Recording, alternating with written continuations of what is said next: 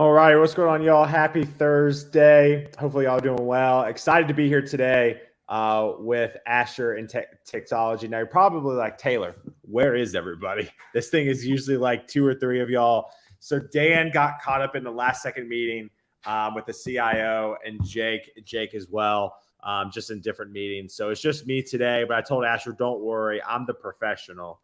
And so looking forward to this chat. So Asher, thanks for coming on, man. I appreciate it.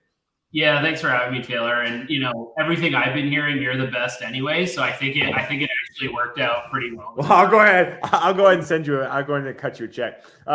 So basically, for those of you who are tuning in now or in the future, what Unicorn Finders is a podcast that was built out of the pandemic, like a lot of businesses and a lot of ventures. Jake Shepard, Dan Thompson, and myself. We're all really good friends outside of work. We want an excuse to hang out together. And so we created Unicorn Finders. And the whole purpose of Unicorn Finders is going after, the unofficial slogan is going after companies that are doing really cool shit that you probably haven't heard of yet. Right. So that's kind of our unofficial slogan. And I don't know if y'all remember Shane Snipeman with Strum a few weeks back. Asher is a connection from Shane. So excited to dive into an industry that I would say is mired in, I'm a huge growth marketer guy, and like mired in like bad branding and marketing. So I'm excited to hang out with Asher today and talk about. So Asher, if you want to go and kick it off, give a quick background about yourself. Would love to talk about your NBA experience, and then we can go from there. Yeah, no, for sure. And thanks again for having me, Taylor. Psyched to be here. A little bit about myself. Born and raised in Toronto originally, so I'm a Canadian.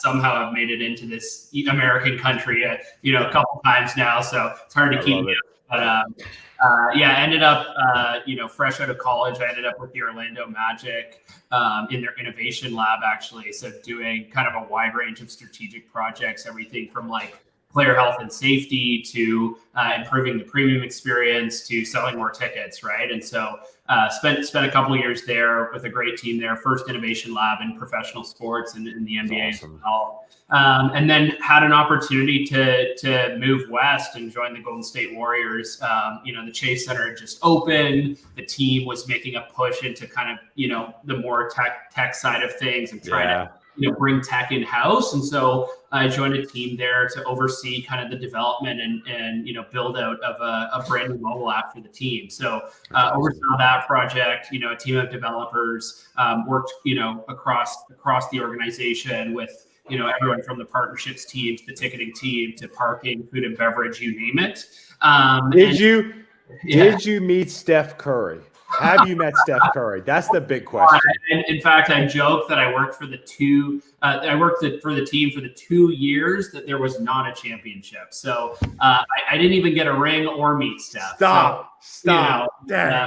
But shout out to my old boss who has 4 rings now, if he's listening by any chance. That's awesome. He's actually the VP of Tech of the Warriors is actually an advisor for us today still. So that's awesome. That's cool. Still, but.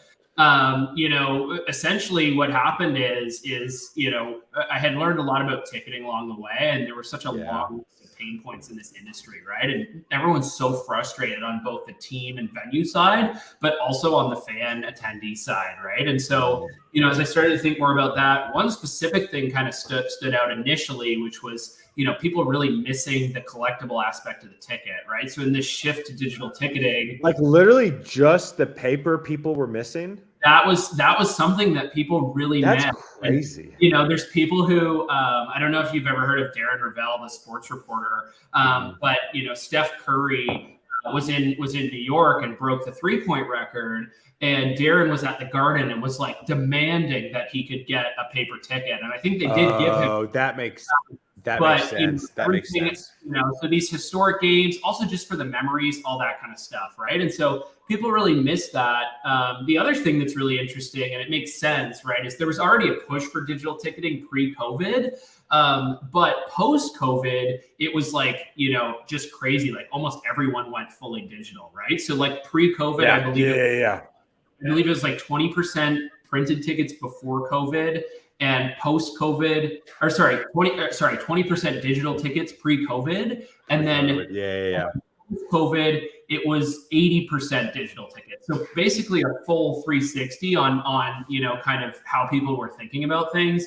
So anyways, that definitely helped accelerate the innovation. But at the end of the day, I started kind of learning more about blockchain technology and NFTs. And as I got further down that rabbit hole, I thought, it is a rabbit hole. It is a rabbit hole. Right. And so I became first a believer that this could be, the way to bring back the collectible piece, but then quickly realized that there were so many benefits to the tech beyond just that. Right. And quickly became a believer that blockchain technology had the power to really solve all the pain points in the ticketing industry today. So that's how it all kind of got started. And today I'm running, Tixologi. So. Yeah. So Tixologi is live, right? Like you guys are live and like you guys are taking on customers and all that. Yep. Fully live as of a few weeks ago. If you go to Tixologi.com, you can click get started, completely free to create an account, create events. So please play around, even if you don't have an event right away. We'd really love to have you on and get your feedback. So fully live. Yeah. And you and I were chatting backstage about this. So you guys are like Eventbrite and meetup.com. You guys, I throw events, I throw networking events across the country wherever I speak. Right. So feasibly, I could create an account in Tixologi and leverage Tixologi like a meetup.com and to throw events. And then y'all don't charge me for that, correct? Or do you? No, so any free events are completely free on our platform. So if you want to use it for CPs or for free events you're organizing, you should definitely try that out. We some really cool features, right? You can fully customize that ticketing experience. So you can either spin up a new webpage and fully customize that, or integrate it into an existing website if you have one spun up. And then we also give you customization over the actual ticket itself. So you can put whatever you want on the ticket. It could be photos, it could be brand sponsors, it could be other content, really whatever you want. So That's so, and so as you were talking, just about how real quick. So I know a lot of people are going to be like, well, I don't know about blockchain. Do I need to be a blockchain person to use the platform? I'm assuming no, correct?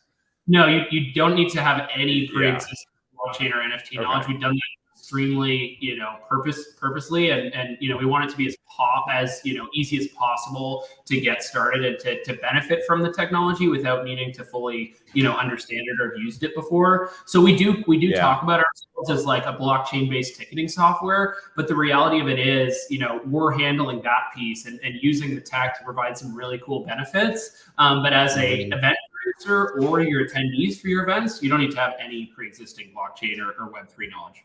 That's awesome. That's awesome. Yeah. And I just think, and listen, like, I don't know much about blockchain. I know the essential overview of it and NFTs. I do feel like that ticketing is probably one of the best avenues for this. And because you were talking about like being at events, have y'all thought about this? This is my marketing kind of background kind of kicking in, but it's like it would be so cool to like use Tixologi for, let's just say, let's use the Nashville Predators, right? In Nashville. It would be so cool to somehow like every game I go to and buy the ticket, on the back end, there's like a 90-second recap of the game or something like that. 100%. Like, have y'all thought about that? Like, that would be so freaking sweet. We certainly have. First off, we do allow you to edit the actual ticket design. So if you want to edit it leading up to or post event, you can. Behind the scenes, we're actually like, reminting the ticket because technically a non-fungible token can't be changed. So we do all that behind the scenes, but you don't need to worry about it. But yeah, you can fully edit the ticket whenever you want. And we're big believers, like as we look into the future here, that the ticket is a new communication channel, right? So you have the traditional channels, email and text and social, but this is another main piece of real estate that everyone is looking at to get into the event, right? And so, it can be used for informational purposes around event information, game day information. It can have stats and video. And then it can also have, partner offers and marketing offers, right? And that's kind of where we see it evolving to, is that ticket can almost game day hub for you, right? And can provide additional value beyond just the collectible piece as well, right? A few things I want to get to in the comments here. A lot of people are kind of starting to comment about things. Well, so Marie comes in and goes, everyone got so mad with Ticketmaster from Taylor Swift. Good timing. I feel like someone needs to DM her this company's website. So what just popped in my brain? So you remember back, I don't know if you grew up with this in grade school, where they had yearbooks. Remember yearbooks? 100%. And do you remember there used to be one day where school would basically, or a half day, where you would go in the courtyard and you get everyone to sign your yearbook, a message? I feel like that's the OG NFT. That just popped into my brain, because what happens is you have all these yearbooks and you have the memories in the yearbooks. And I feel like that's kind of what Tixologi could be for the event industry. Well, so there's two avenues here, right? There's the avenue of hey, this is a collectible, that commemorates an event or a concert or sports or something like that, right? And that could potentially have resale value in the future, right? So if, there's a historic game or, a concert where an artist performs a song for the first time.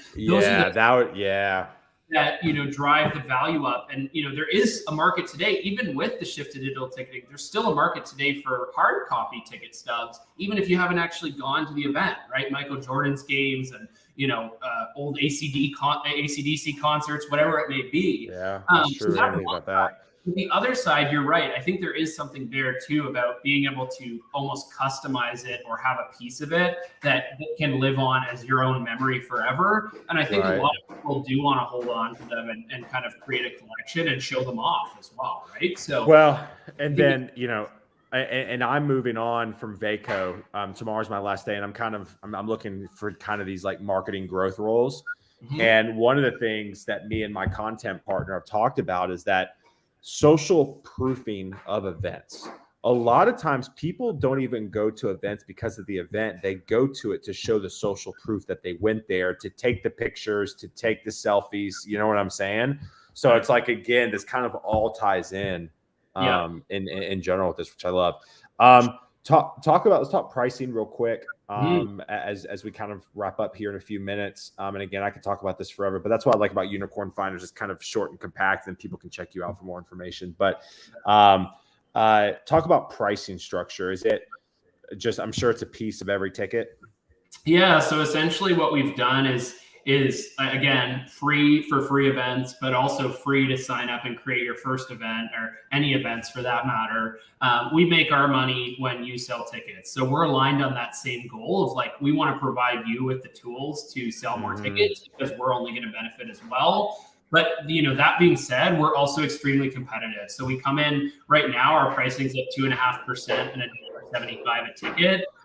Which is significantly lower than, let's say, Eventbrite's pricing today, right? So we're trying to, come into the market and be more transparent about our pricing, be friendly with event producers, and encourage people to check out, the future of ticketing here. So that's what works today. And then, for certain bigger deals, if you're, a venue or a team or things like that, we'll often do kind of custom integrations and pricing and things like that. But the majority of, our focus is on this kind of self-serve, ticketing product. I love that. And Marie comes in here and goes, in general, this industry has been a disappointment. So this whole idea is brilliant, in my opinion. So there we go. Also, we got some viewers from Peru this morning. So Jobo, it's good to see you. Thanks for hanging out with us. So last two questions as we wrap up here. First off, what's been your biggest success story? If I'm giving you time to brag for a moment. What do you think? I tell you what, let's end with that. Hold on. Let's talk about your biggest pivot or your biggest mistake so far that you're willing to share, and then we'll end on a positive. Yeah, totally. So there have been several pivots, right? And I think it's an important thing to call out, Taylor, because anyone who doesn't pivot in a startup probably hasn't gone anywhere, or is just I know.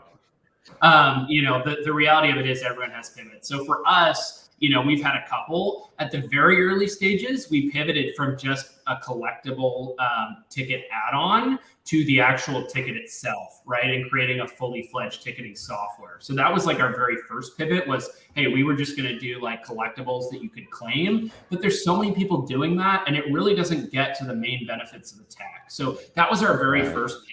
Build like a full ticketing software, which was a big one. And then the second big pivot we had, like I said, we still do, talk with venues and we have some enterprise customers, we call them today. But another big pivot for us was shifting to the development of our self-serve product. So creating something that anyone could go onto our site and get started and start using today without having to go through a long sales process or reach out to us or go back and forth on pricing, creating something that's really easy to use and goes after that small and mid-market kind of areas of the space, because people don't realize like that's a massive part of the industry. The players in the space aren't innovating very much, yet they keep raising their pricing. And we want to make it as easy as possible to use our tech and make it as accessible as possible. So that was our other like kind of really big pivot. And we're still fresh off that, right? Like we've just launched this product, but we feel very strongly that like this is where we should be focused right now. Maybe in the future, hopefully we can land Taylor Swift. If anyone has that contact, Marie, I'm looking at you. I do know the drummer. Fun fact, I do know the drummer. There we go. So we might have a way in, but we know that's a grind to get to those higher levels. That's for sure. Cool. But right now we're really focused on where we think we can make a really big impact and start to showcase what's possible here. I love that. All right. So last question, man, talk about maybe a huge milestone that you guys have hit or something you're just really proud of right now. Yeah. I mean, honestly, I'm really proud of the new version of our software. We launched something, back in December, just of this past year. It was a, great product. We had some, good initial traction, some early users. But the new product we've launched today that everyone can check out on our site, I couldn't be more proud of. Like just, the design, the feel of it, how easy it is to use and get up to speed. I'm really, really proud of our team and the ability to, think creatively, push through some of the barriers we've had along the way and ship something that we're all really proud of, even in the early stages of our company, right? To have a product that we truly believe, is very stable and very fun and easy to use today, is something I'm definitely most proud of. That's awesome, man. That's awesome. All right, man. Well, thanks again. Y'all, thanks again for hanging out with us. Asher, stay on real quick so I can say bye to you backstage. But y'all have a great one. Please share. If you like this episode, which it seems to resonate with a few of y'all, please share this episode. Go check out Tixologi again. If you're wanting to do events, if you want to throw a birthday party, use Tixologi, right? Share it with your friends. Otherwise, we appreciate you hanging out with us. And we are off next week. No, we have an episode next week. So we'll see y'all next week at 9:30 a.m. Central. Y'all have a good one. Asher, thank you so much, man. I appreciate it. Thanks again, Taylor. See y'all.